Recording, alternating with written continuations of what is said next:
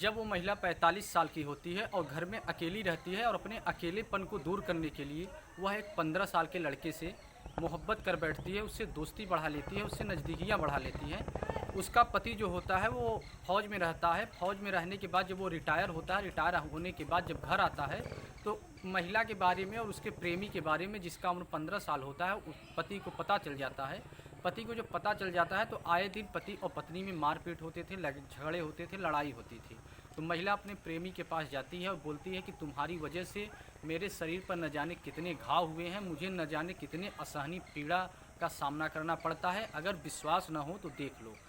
उसका जो प्रेमी होता है वह सुनता है और उसके जख्म को देखता है और वो बोलता है कि तुम टेंशन मत लो, तुम्हारे एक एक जख्म का बदला इस प्रकार लिया जाएगा जिसका तुम्हें अंदाज़ा नहीं होगा।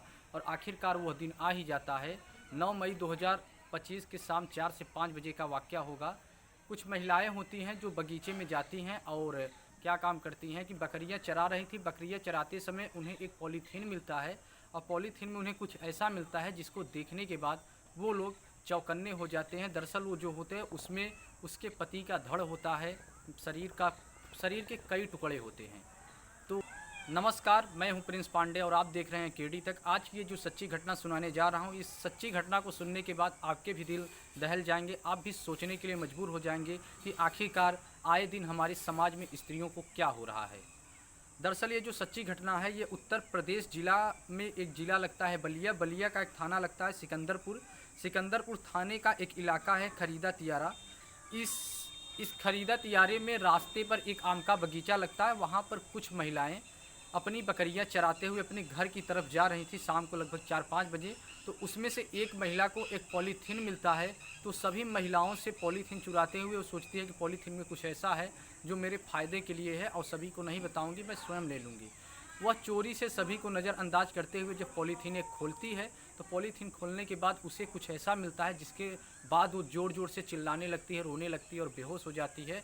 सभी महिलाएं वहां पर पहुंचती हैं, जब पॉलीथीन देखती हैं तो उनके भी होश उड़ जाते हैं। दरअसल उस पॉलीथीन में 5 प्रकार के पॉलीथीन मिलते हैं और 5 प्रकार में शरीर के 5 प्रकार के टुकड़े मिलते हैं।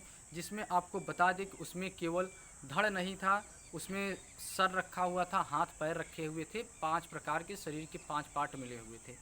अब मरने वाले का जो उम्र था वो लगभग 62 साल था। बलिया नगर के कोतवाली क्षेत्र में एक लड़की जाती है जिसका नाम होता है अमली गौतम।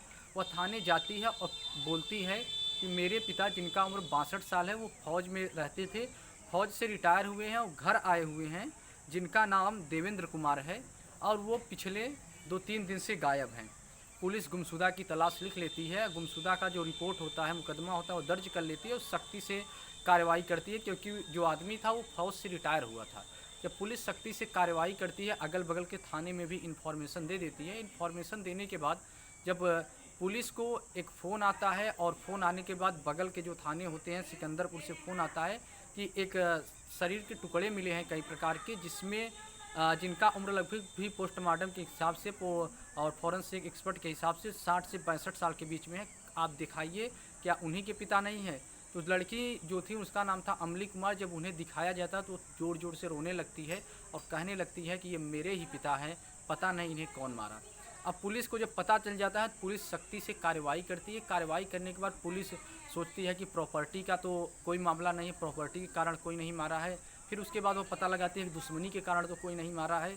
फिर प्रेम प्रसंग के बारे में भी पुलिस चर्चा करती है, लेकिन मरने वाले का उम्र 62 साल था, इसलिए पुलिस सोच रही थी कि प्रेम प्रसंग तो नहीं हो सकता।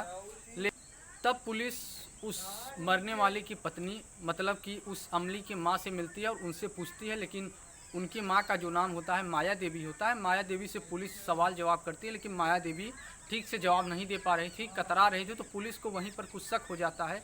उसके बाद पुलिस सख्ती से कार्रवाई करती है तो वो झूठ बोलती है। झूठ बोलने के बाद बोलती है कि अमली जो होती है वो कोटा में रहकर तैयारी कर रही थी और उसके पिता उसे स्टेशन पर लेने गए थे। रेलवे स्टेशन का नाम जो होता है बक्सर होता है, उसके घर से लगभग 4-5 किलोमीटर पड़ता है।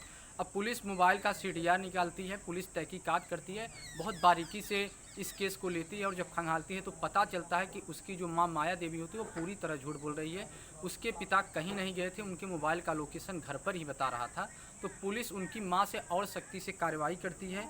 कार्रवाई करने के बाद तब महिला जो बताती है उसे सुनने के बाद उसके बच्चे भी और पुलिस वाले सब दंग रह जाते हैं। दरअसल महिला बताती है कि मेरा उम्र जब 45 साल था, मेरे पति फौज में थे, मैं अकेले घर पर रहती थी तो मेरा मन नहीं लगता था, तो मैं एक लड़का जिसका उम्र 15 साल था, उसका नाम था अनिल कुमार, उससे मेरी दोस्ती हो जाती है और दोस्ती धीरे धीरे नज़दीकियाँ बढ़ जाती हैं और नज़दीकियाँ धीरे धीरे प्यार में बदल जाता है। और उसके बाद क्या होता है, मैं उससे मोहब्बत कर बैठती हूँ।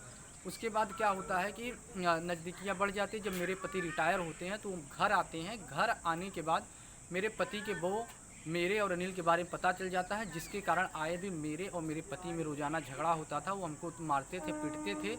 ये बात मैं जाके अनिल कुमार को बताई तो अनिल कुमार ने कहा कि तुम्हारे इस घाव का बदला इस प्रकार लेंगे कि उसका भी रूह कांप जाएगा। तो अनिल कुमार 9 मई 2025 को शाम लगभग 4-5 बजे वह अपने दोस्त के साथ, जिसका नाम सतीश कुमार होता है, दूसरे का नाम मिथिलेश पटेल होता है, और ये जो महिला होती है जिसका उम्र 55 साल होता है, माया देवी, 15 साल की उम्र में प्रेम की थी और 25 साल की उम्र में इन लोगों की नज़दीकियाँ और बढ़ चुकी थी, मतलब 55 साल का हो चुकी थी। ये दोनों मिलकर पति को मारते हैं। पति को मारने के बाद शरीर के 6 टुकड़े करते हैं, जिनमें से 5 टुकड़े जो होता है वो लोग पाते हैं जहाँ पर बकरियां महिलाएं चरा रही थी वहाँ पर। एक टुकड़ा जो होता है पूछताछ के बाद जब महिलाएं बताती हैं तो एक जगह होता है दरौली शिवाला, वहाँ पर कुएं में उसका धड़ पाया जाता है। अब पुलिस तब सभी लोग को गिरफ्तार करती है। गिरफ्तार करने के बाद उन्हें सख्त से सख्त कानूनी कार्रवाई करते हुए उन्हें सख्त से सख्त सज़ा दिलवाने का प्रयास करती है। और उनके जो बच्चे थे, 3 बेटियां थी, वो जब अपनी माँ से पूछने लगे कि माँ आखिर पापा में किस प्रकार की कमी थी, आपने ऐसा क्यों किया, तो माँ ऐसी शांत थी, ऐसा लग रहा था जैसे उन्हें कुछ हुआ ही नहीं है और उनको कोई अफसोस ही नहीं था। दरअसल ये कहानी सुनाने का मेन उद्देश्य आपको परेशान करना नहीं है, बल्कि आपको सचेत करना है, आपको जागरूक करना है कि आए दिन हमारे देश में ऐसी घटनाएं हो रही हैं, जिससे आप सतर्क रहिए, सावधान रहिए। जय हिंद, जय भारत, सत्यमेव जयते।